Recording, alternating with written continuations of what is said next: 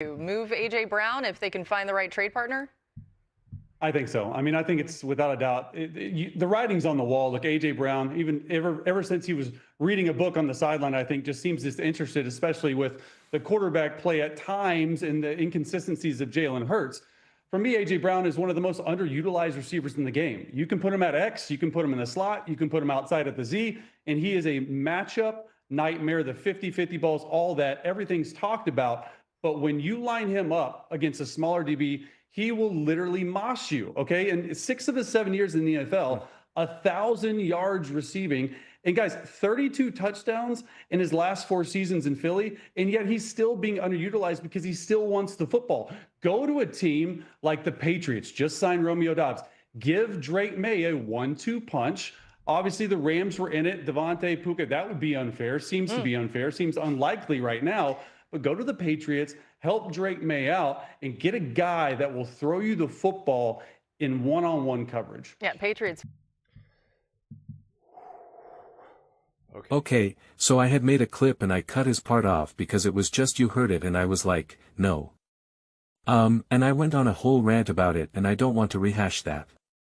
But as I was going on that whole rant, I was like, you know what? I should make this a separate video. And I didn't hear the rest of what he had to say. And then now he brings up going to the New England Patriots. And it actually is so perfect considering what I had said in my other video. The other video we talked about Dallas Goedert, AJ Brown, you know, it was a little bit of everything. And yeah, the reason why I wanted to make this video now is because what Chase said here just highlights the continued issue about how we talk about some of these quarterbacks, specifically Jalen Hurts. So, last season was such an unbelievable season from a quarterback evaluation standpoint because we saw quarterbacks with all different reputations, with all different skill sets really have such fascinating seasons, whether it be a Lamar or Jackson, whether it be a Patrick Mahomes, Matthew Stafford, Baker Mayfield, right? Like we saw quarterbacks who but people were apparently Baker Mayfield was the best quarterback in the NFL for weeks and was the MVP candidate. All you know, Dak, all of them. And it was just, you know, obviously Sam Darnold's run and it was so fascinating to see last year and it felt like this for me, maybe, you know, maybe I was just more sensitive to it, more in tune to it, but there was just so many moments that I saw all these quarterbacks miss throws, overthrows, underthrows, inaccurate. And it really started off with, and this isn't a knock at Patrick Mahomes, I promise you, but Patrick Mahomes week 1 against the Chargers where there was this like I remember taking notes and you know, not only mental notes, but then also on paper being like Patrick Mahomes just missed that throw. He just missed that throw. And then in the same week I'm seeing Bo Nix missed some throw. And again, just go down the list of all the quarterbacks. And this went on and on and on throughout the whole course of the season. And it just really kind of clicked to me because last season was definitely a very hypercritical view of the Philadelphia Eagles offense, AJ Brown, Jalen Hurts, and all that. And it was just like when Jalen Hurts has success in the offense, when he's actually doing it, he pretty much gets truly like no credit whatsoever. Like legitimately like I think he probably pretty much only got credit for that Minnesota Vikings game outside of that I can't really recall many games that he like legitimately even like a big comeback win against the Los Angeles Rams and all of that though the first game against the Dallas Cowboys which was actually one of my favorite games out of Jalen I saw a ton of growth there but you know he wasn't really getting the credit and then any time that he has a bad throw. An overthrow whatever it may be it's just, see, this is why Jalen Hurts is bad. This is inconsistent play by Jalen Hurts. And it's just like, and this is what I did in my last video. I was tempted just to like cut that video and you know, edit it into here, but I've been like, I got the gift of gab. We can go. I'm not going to do the whole thing. You know, I had a nice little energetic rant about it. But there's more to talk about now because of what Chase brought up that I did not hear before. But just quickly, like when you look at all these quarterbacks, like please name these quarterbacks that are just consistently perfect. None of them. Not even the quarterback who had the best season last year in Matthew Stafford. I mean, like that was one of my aha moments. I'm watching Matthew Stafford make some terrible throws, some terrible reads, some terrible decisions, especially against the Carolina Panthers. I'm like, we act like that didn't happen. We'll just skip over it. We'll just skip over it. But if Jalen Hurts has that, it's just they just went, oh my god. Oh my, like they did when he won the game against the Los Angeles Chargers, and it was just like he's the only. I mean, Matthew Stafford had multiple be against the Atlanta Falcons, against the Carolina Panthers, etc. He missed a bunch of throws against the Philadelphia Eagles. He had some terrible throws, and they'll be like, yeah, but he's had these other seasons or these other games where he plays, and it's like, guess so is Jalen Hurts. Yeah, but he won a Super Bowl. So did Jalen Hurts. And again, you can go down the list. Jordan Love. I'll get back to Drake mine in a second. Oh, that's why I'm glad Chase said that at the end. Send him to the New England Patriots. Where he actually throws one-on-one balls. So does Jalen Hurts. What are you talking about? I triggered myself too soon. I triggered myself too soon. We're going to get to it. I didn't even do that on purpose. That wasn't even like a gimmick or a joke. I'll get there. I'll get there. Oh gosh. Dak Prescott, Josh Allen, Justin Herbert. I mean, just name them all. I defended Josh Allen. I got many videos defending Josh Allen and calling out the Buffalo Bills, blah blah blah blah blah. That was not Josh Allen's best game against the Denver Broncos. It was not. It was not. Jalen Hurts has played better than Josh Allen in that game. In Super Bowls and multiple Super Bowls, you know, and yet that's the grace that Jalen Hurts simply does not get for any of his lows or any of his inconsistencies. And like that again, was Jared Goff consistent in the playoffs against the Washington Commanders? No, I mean Sam Darnold. It's like, did he play unbelievable in that Super Bowl? No, he didn't have to do much at all. Dak Prescott, I mean, how rock solid and consistent is Dak Prescott every single week? I mean, show me how consistent is he in the regular season to the playoffs. Show me. And just go down the list. Like I said, I'm not going to go down the whole list, but it's just like, show me the quarterbacks that we consistently see just perfect, just elevating week after week after week. One of the most enlightening experiences is from I always want to continue to learn. I never have the mentality of like, oh, I just know football now. I just know quarterback play. There's nothing more for me to learn. I'm always want new information. And like watching Patrick Mahomes play the last couple of years to me was so enlightening that no matter how amazing, no matter how brilliant you are, Patrick Mahomes has a lot of bad football in him. And like that's kind of the confusion that people can have, because it's like, well, Josh Allen is a little inconsistent, but Patrick Mahomes isn't. Lamar Jackson just is always great in the regular season, but he's never good in the pubs. Patrick Mahomes always is. And then when you watch enough, you're like, I don't know, man. Those were pretty bad decisions.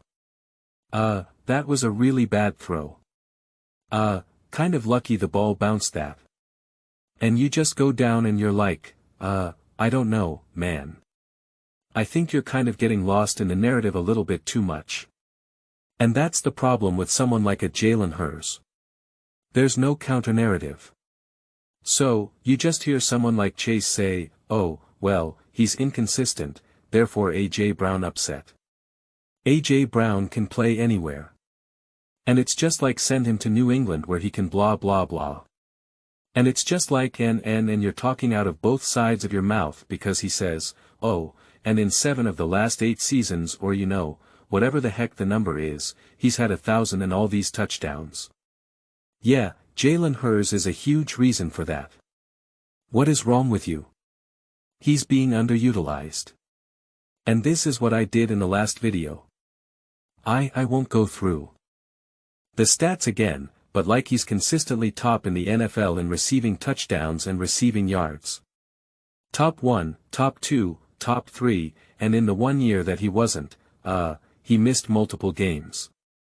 And so, if you average it out to 17 games like all the other top receivers, he would be top 2, top 3 in reception yards, and touchdowns. What else do you want? And if you want to go to a receiver who has even more than that, okay, let's do that. Jackson Smith and Jigma absolutely won the Super Bowl.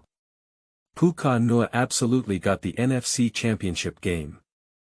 George Pickens, how'd you do? What did he do in the playoffs? Oh, he didn't make the playoffs. Jamar Chase, how did he do in the playoffs? Oh, he didn't make the playoffs. Roseanne Brown, how'd he do in the playoffs? Oh, he didn't make the playoffs. Zay Flowers, how'd he do in the playoffs? Oh, he didn't make the playoffs. Devontae Beast, 14 touchdowns. 14 touchdowns. T. Higgins, how'd you do? Roseanne Brown, how'd you do? Jackson Smith, Puka Nua, absolutely. Jawan Jennings, George Pickens, against like it just we just invent narratives. We just invent things that if A.J. Brown had a few more touchdowns, like then everything would be magical. Why is it not working out for these other wide receivers? Why is it not working out for them? I mean, here's 2024, the year the Eagles won the Super Bowl. Jamar Chase, 17 touchdowns, 1,700 yards. Did not make the playoffs. Justin Jefferson, 1,500 yards, 10 touchdowns, got rocked in the first round. Brian Thomas Jr., did the Jacksonville Jaguars make the playoffs today? I don't think so. Right. No. Drake London. No. Amon-Ra St. Round Rock first round. Jerry Jeudy did not make the playoffs. Malik Neighbors did not make the playoffs. Dallas Cowboys again, 2024, right? They didn't make the playoffs. Ladd McConkey rocked in the first round. So, it's just like I don't know. I don't understand what we're trying to invent here. I really don't. When we either look at yards, touchdowns, A.J. Brown is within range every single year. And he then gets a chance to play in the playoffs and ball in the playoffs. His last playoff game, Jalen Hurts was hitting him in the literal hands. He was dropping the ball. And now you have the audacity to say send him to Drake May when Jalen Hurts has led A.J. Brown to ball out in multiple Super Bowl runs. You compare that to Drake May who had, let's see here, let me get it where you can see it nice and clear. 58.3% completion percentage, only 828 yards in 4 games, 6 touchdowns, and 4 interceptions, and a passer rating of 82.2. And I got news for you. What was that? A couple hundred of those yards were in garbage time. Super Bowl fourth quarter or whatever. And I think a couple of those touchdowns, too. So, for all intents and purposes, the dude had like 600 yards, 4 touchdowns, and 4 interceptions. And I don't know, what do you have like 6 fumbles or something? You have the audacity. You have the audacity to compare that to what Jalen Hurts was capable of doing in his Super Bowl runs. What did Drake May do in his first ever Super Bowl? Absolutely nothing. What did Jalen Hurts do in his first ever Super Bowl? Absolutely everything. Everything. Record-breaking. Historically great. Historically great. I mean, in the first Super Bowl, Devontae Smith, 7 catches, 100 yards. A.J. Brown, 6 catches, 96 yards, and the touchdown. 45-yard deep ball. 45-yard deep ball. I got news for you. Drake May had again, it was something like 95 yards in the fourth going into the fourth quarter of passing yards. Okay, so his box score is so cooked. His box score is the definition of cooked books, man. But even with that said, 4 catches, 78 yards.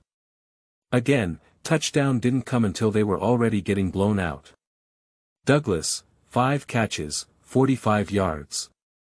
Stefan Diggs, 3 catches for 37 yards. Booty, 1 catch, 21 yards. Austin Hooper, 2 catches, 10 yards. It's like, wow. Wow. And again, they didn't have what was the score? 19-0. Then finally 97. Up until that point, it was fumble, punt, punt, punt, end of half. Punt, punt, punt, punt, punt. It's actually crazy. 8 plays, 28 yards. 4 plays, 6 yards. 3 plays, 5 yards. 3 plays, -2 yards. 6 plays, 10 yards. 3 plays, 7 yards. 3 plays, 9 yards. 3 plays, 6 yards, 5 plays, 10 yards, and a fumble. And you want to talk about send to Drake May. I mean, Jalen Hurts on the opening drive on 4th and 2 throws a 32 yards ball in pinpoint accuracy on a one-on-one ball to A.J. Brown. That ended up getting called back because of the offensive pass interference, which we always know a nonsense call. It doesn't matter. Eagles stole one. So, what are you talking about? What are you talking about right now? I mean, riddle me this. Riddle me this. Why are A.J. Brown's best stats with the Philadelphia Eagles, his most ever yards, 1,401 for 496? Will just caught an even 1,511 touchdowns in 2023. 1,400 yards, 7 touchdowns. And then again, he only plays 13 games in 2024 and 15 games in 2025. Still breaks over 1,000. Still better than what he did in Tennessee. So I don't understand. I don't understand. Also, I love how Drake May is allowed to have multiple weapons. He's allowed to have Romeo Doss. He's allowed to have A.J. Brown. He's allowed to have Stefan. He's allowed to have an elite offensive coordinator. He literally has Tom Brady's offensive coordinator and Mike Grail seen as an elite top coach in the NFL. He's allowed to have those things, but not Jalen Hurts. Drake May is allowed to have all of that stuff. He can have a run game. He can have an O-line. And when things aren't good, we say, well, it wasn't his fault. It was the O-line. He's allowed to have all that. It's totally okay. It's totally okay. Jalen Hurts, no. Jalen Hurts, no. I mean, and then we got, clips like this from Chase Daniel. Sam Darnold's elite play analysis for Super Bowl win. I love how aggressive Sam Darnold was in the Super Bowl. Bro, Sam Darn was literally 19 for 38, 202 yards, 5.3 yards per attempt, 1 touchdown, and a passer rating of 74.7. Had 2 carries for 5 yards. His running back was the MVP. They literally did nothing but just kick field goal after field goal after field goal after field goal. I think, didn't they set the record for most field goals in a Super Bowl or something close to it? Like, what? And yet, when Jalen Hurts won his Super Bowl and was the actual literal Super Bowl MVP with yet another record-breaking performance, Chase Daniel was like, I don't want to start my franchise with him. He's not a top 10 quarterback. And yet after this game, this showed the way his aggressiveness. And again, I love Sam Darnold. Like I love Sam Darnold and praised him every single week. Every single week for the last 2 seasons essentially. So, this is no knock on Sam Darnold, but it's just like, do you see the absurdity, though? Do you see the absurdity? I see it. I see it. I see that Sam Darnold actually had a running back that was able to rush for over 100 yards. I mean, Kenneth Walker in like 1 quarter had more rushing yards than Jalen Hurts' running backs had in both Super Bowls. Kenneth Walker in this game had more rushing yards than Jalen Hurts' running backs had in both Super Bowls combined. Laughter, I mean, like, his run game was literally non-existent. Hence why Jalen Hurts had to break the rushing record in both Super Bowls, and he threw for over 300 yards and he's throwing for multiple touchdowns. So yeah, those are just my thoughts. I'd absolutely love to hear yours. It really is funny because before I knew I was going to make this clip, I really was just kind of like, oh, you know what? I can just like watch the actual Chase Daniel clip and then like just say, hey guys, I want to cut what I said in my previous video in here and then talk a little bit about it all. And I didn't have to do any of that. We still made a whole 20-minute clip around this. Yeah. So, thank you Philadelphia Eagles. Thank you, Jalen Hurts. Thank you, Chase Daniel. Thank you. Thank you, ESPN NFL Live. Preliminary thoughts. I read every single comment, whether you agree with me or disagree with me. Either way, let's get to some discussions. Let's get to some fights, but ultimately, let's just have some fun. And please do consider subscribing. We're building an amazing community here, and I absolutely love to see you part of it. I want to build something that we all generally feel connected to, something that we're really excited to be a part of. I think we're well on our way to doing it. Please don't forget to give this video a thumbs up as it really does help visibility and the algorithm. Thank you so much.